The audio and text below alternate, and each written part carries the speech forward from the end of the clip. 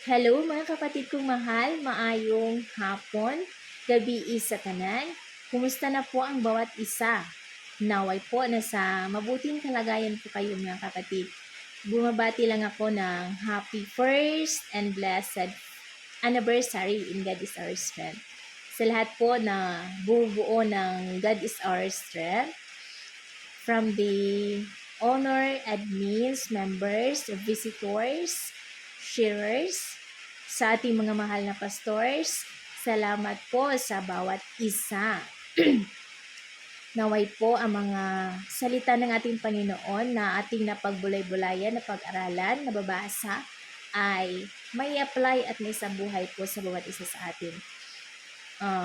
Ano man po ang mga pinagdaanan natin sa buhay, huwag po tayong susuko mga kapatid. Idalangin lang po natin yan sa ating Panginoon. Diba sabi nga sa kanyang salita sa Philippians 4:6, kung babasahin po natin ang verse na yan mga kapatid, yan po ay nagpapaalala sa bawat isa sa atin na kung tayo po ay nababalisa mga kapatid, isuko lang po natin yan sa ating Panginoon. Idalangin lang po natin. Kasi handa siyang makinig sa bawat isa sa atin, mga kapatid. Huwag po tayong lumayo sa kanyang presensya. Bukos tayo po ay lumalapit sa kanya palagi. Kaya po, purihin ang Panginoon sa bawat isa sa atin, kahit saan man tayo ngayon, mga kapatid.